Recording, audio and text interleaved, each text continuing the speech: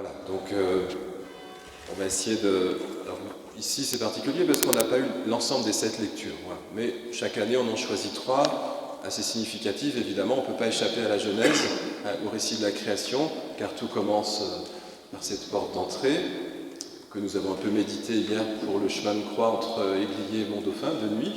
Donc nous avions une superbe voûte étoilée, la pleine lune bien sûr, c'est Pâques, une douceur, voilà, cette semaine, peut-être trop, je ne sais pas, en tout cas bien agréable pour marcher, porter cette croix et puis essayer d'accomplir ou de suivre le Maître qui veut accomplir sa création, comme nous l'avons encore une fois médité dans les 2 longs récits de la Passion, avec cette dernière parole que nous avions vendredi saint, tout est accompli.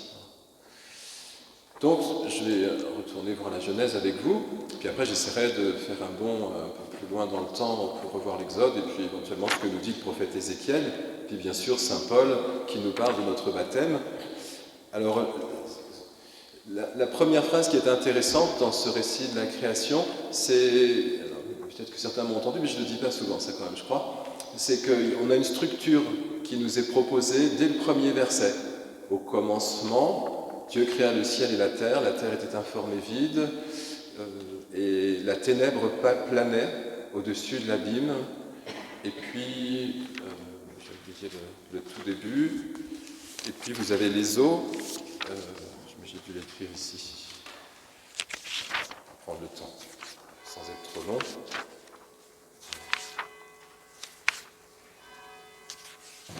Très long récit. Au commencement, Dieu créa le ciel et la terre était informe et vide, les ténèbres étaient au-dessus de l'abîme, et le souffle de Dieu planait au-dessus des eaux. J'ai lu dans un livre que vous avez une structure, 4 éléments qui nous rappellent que pour les anciens, le ciel, c'était plutôt tout ce qui était de l'ordre, tout ce qui était de l'ordre, c'est-à-dire un peu les lois, ce qui ne bouge pas, ce qui est immuable, les astres dans le ciel, qui ont un mouvement permanent. Vous avez les eaux, c'est l'inverse, c'est tout ce qui est un peu flottant, les rêves, l'imaginaire, vous ne pouvez pas l'attraper, ça vous glisse entre les doigts. Donc ça, c'est tout ce qui justement ne serait pas trop ordonné. Et puis sur la Terre, vous avez les 2, ordre et non-ordre. Vous avez à la fois les lois physiques, on est dans la pesanteur, on peut pas, il faut gérer avec un cadre, qui est celui de notre croissance, voilà, ce tuteur qui nous permet d'exercer une éducation, et puis aussi cet espace de liberté qui n'est pas ordonné, qui nous permet de faire des choix. Bon, la vie est un choix. Alors, et puis vous avez un dernier élément qui est très important parce qu'il explique tout le reste. Celui qu'on aime le moins peut-être, je ne sais pas, c'est la ténèbre au-dessus de l'abîme, c'est tout ce qui fait que vous n'avez pas le contrôle. Enfin, vous avez un certain contrôle, mais il y a une zone inconnue. Ténèbres sur l'abîme, vous ne savez pas ce qu'il y a. C'est la nuit. Mais cet élément est important. Bon, très bien. Alors, j'ai intitulé mon homélie, pour une fois j'ai écrit, je ne vais pas forcément dire, Dieu sépare pour faire apparaître, pour faire naître et pour engendrer.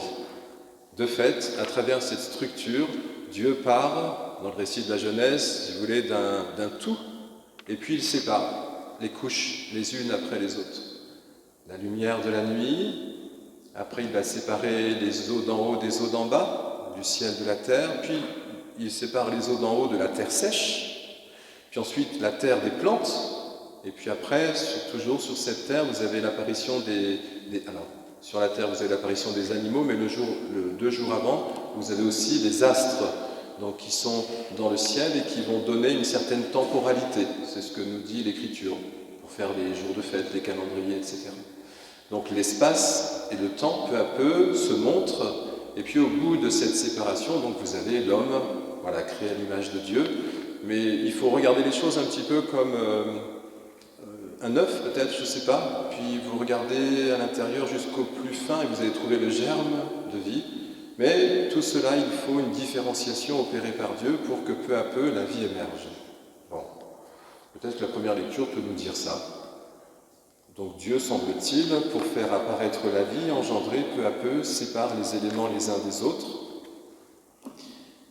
Alors j'ai marqué séparation ou libération, avènement de ce que contient un élément premier, donc ce que j'expliquais.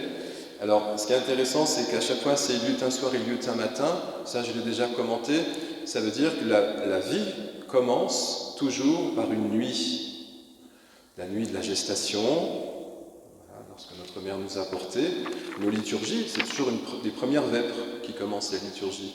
La preuve, nous sommes réunis pour la vigile pascale, Pâques sera fêté 2 jours le matin, mais il y a toujours puis le Shabbat, que Jésus a bien connu, il y a toujours la première étoile qui apparaît et qui permet d'entrer dans la liturgie du Shabbat. Donc c'est toujours la nuit qu'on commence. Mais de cette nuit, peu à peu, le jour apparaît. Et puis un nouveau cycle, etc., etc.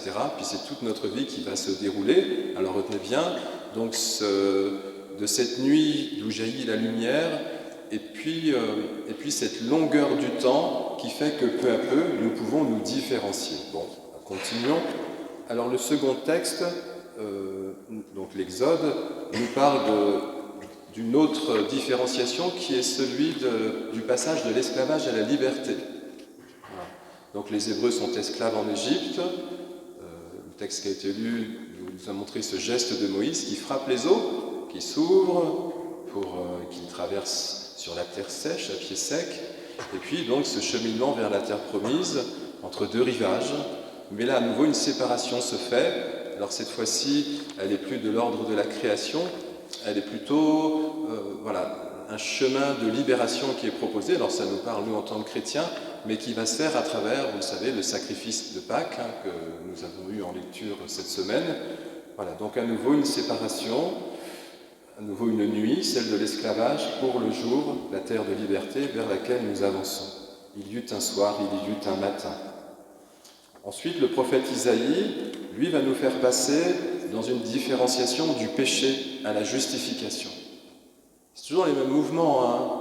Il s'agit, toujours en gardant la structure que j'ai expliquée au départ, mais je vais la rappeler, d'ouvrir un espace nouveau à travers un état premier pour engendrer un état second. C'est notre vie qui est là-dedans, en fait. On est là-dedans tout le temps, enfin, je crois. Au moins dans les grands moments qui ont fait, pour certains d'entre nous, un engagement. Donc Isaïe prophétise la parole de Dieu, il la répète, il l'annonce en disant qu'il faut revenir vers le Seigneur, l'écouter, être disponible à sa parole, je cite, « Prêtez l'oreille, venez à moi, écoutez et vous vivrez, pour une alliance éternelle. » Donc ce mouvement, à nouveau, ce point de départ qui autorise une conversion, et cette conversion qui nous fait passer à un nouvel état, donc encore une différenciation. Là encore, séparation, je reprends le texte, entre le méchant qui choisit d'abandonner son chemin de perfidie pour recevoir le don de la miséricorde de Dieu, c'était en carême, et devenir juste. Donc séparation, parce que Dieu nous dit qu'il est au-dessus de nos pensées, de nos entendements, de nos justifications. Mes chemins sont élevés au-dessus de vos chemins, mes pensées au-dessus de vos chemins. Donc, à nouveau, cette ouverture, ce chemin de différenciation qui se fait avec ce paramètre que j'ai bien souligné au départ, à savoir que quelque chose vous révèle, Dieu vous révèle quelque chose que vous ne saviez pas. Il exerce son pardon, sa miséricorde. Alors nous arrivons donc à l'épître aux Romains. Alors bon, là c'est un peu plus clair, parce que saint Paul insiste sur la première naissance que Dieu nous a donnée, de laquelle il a fait une différenciation. C'est la grâce du baptême que nous avons reçue et qui a permis une seconde naissance. Mais vous voyez bien que peu à peu, nous sommes partis d'un tout, et c'est vous qui arrivez là maintenant. Voilà, chacun commence à se caractériser. C'est ce qu'on appelle la consécration, ça, dans l'Église quand même.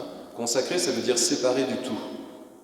Ça veut dire que vous êtes caractérisé selon l'appel qui est le vôtre et votre vocation, à travers cette succession longue dans le temps que la Bible a essayé de reprendre pour nous introduire aujourd'hui. Évidemment, nous allons parler de Pâques. Mais nous poursuivons ce chemin d'accomplissement, cette différenciation que Dieu opère dans nos vies. Alors je cite, baptême, séparation de l'être spirituel, second-né, de l'être charnel, premier-né. Passage par la mort, pour une nouvelle naissance, mort qui ressemble à celle de Jésus, nous dit saint Paul, pour une résurrection qui ressemble à la sienne, l'homme ancien, esclave du péché. Vous voyez, après, ça doit résonner avec les textes précédents. L'homme ancien, l'esclave, celui qui est dans les eaux. L'homme ancien est fixé à la croix. Il y eut un soir, il y eut un matin. L'Évangile, ne nous rapporte rien de plus, si ce n'est que, comme je l'ai dit au début, cette fois-ci, la révélation est complète. Le Fils de l'homme est né. Sa résurrection nous dit la victoire en quittant l'état premier de la mort pour entrer dans la gloire de Dieu. Pensez bien que la création, depuis le départ, elle contient ce germe de résurrection. Dieu a fait toutes choses de manière à ce que nous puissions arriver au terme d'une vie ici-bas, à travers un certain nombre de transformations, à travers un certain nombre de différenciations, jusqu'à la gloire de Dieu. Mais je pense que c'est pour ça qu'on nous donne tant de lectures pour la Vigile pascale. C'est pas pour nous rappeler que les prophètes ont écrit avant nous et qu'il y a eu les patriarches. C'est bien pour nous signifier un chemin qui conduit à la résurrection aujourd'hui. La croix, donc, c'est un symbole de séparation, un pivot. On l'a porté hier soir, il y a eu des chemins de croix un peu partout sur la planète, pour nous rappeler que justement, l'arbre de la croix est bien ce qui va en nous opérer le passage de la mort à la résurrection. Symbole de séparation qui synthétise toutes les séparations évoquées précédemment. En fait, toutes les séparations bibliques. D'ailleurs, la Bible, c'est le livre des séparations, en fait. Des distinctions, des engendrements successifs, jusqu'à la naissance ultime des fils de Dieu. C'est donc un livre éducatif, ce qui nous éduque, qui nous dresse debout, pour nous guider dans notre travail de croissance humaine et spirituelle, pour mettre en œuvre les 4 éléments que j'ai cités tout à l'heure, conditionnés que nous sommes par les lois de la matière et du créé, décision libre de nos orientations, car heureusement nous pouvons gouverner, une part n'est pas déterminée, enfin ce libre choix de laisser un autre nous conduire de l'esclavage à la liberté, j'ai souligné, du péché à la justification, de la première naissance à la seconde naissance, de la mort à la résurrection. Et là, vous avez bien compris, c'est la ténèbre qui couvre l'abîme, inconnaissance. Dieu seul a sorti Jésus, son Fils, du tombeau. Le Père a ressuscité son Fils, mais Jésus a fait cette expérience d'une inconnaissance. Il s'est simplement offert sur la croix, je vous l'ai dit, c'est le point de séparation, le carrefour, qui fait que l'offrande de l'homme est déposée et Dieu transfigure son offrande. Je termine. Donc il nous reste l'étonnement et le questionnement de Pierre au témoignage de résurrection des Saintes Maries de la Mer, parce que c'est les Saintes Maries de la Mer qui sont citées en fait. Parce qu'on vient de faire un pèlerinage des prêtres diocésains là, sur les traces des Saintes Maries, en partant des Saintes Maries jusqu'à la Sainte-Dôme. Elles ont traversé la mer, elles aussi, une fois de plus. Bon, après elles étaient un peu persécutées, mais enfin elles en ont profité pour évangéliser la Gaule quand même. Donc vous voyez bien qu'il y a des séparations fécondes. Donc les Saintes Maries, alors sont-ce des propos délirants, disait l'Évangile, un engendrement impossible, ou bien est-ce la joie de Pâques et l'ultime révélation du Père qui accomplit sa création? Tout est accompli, nous a dit Jésus. Alors j'ai mis en gras pour conclure un dernier paragraphe, j'espère que c'est clair pour moi. Dieu sépare pour faire advenir ce qui était en germe dès le début de la création et qui donne la raison de l'acte créateur divin. 2 points. Nous faire entrer dans l'éternité où le temps et l'espace matériel, vous savez, ce qui a été différencié, sont transfigurés pour devenir un présent, présence, dans une relation personnelle entre Dieu et chacun d'entre nous, complètement différenciés, séparés, consacrés, et ainsi rendus capables de vivre cette communion d'amour que nous célébrons ce soir. Et là est toute la joie pascale.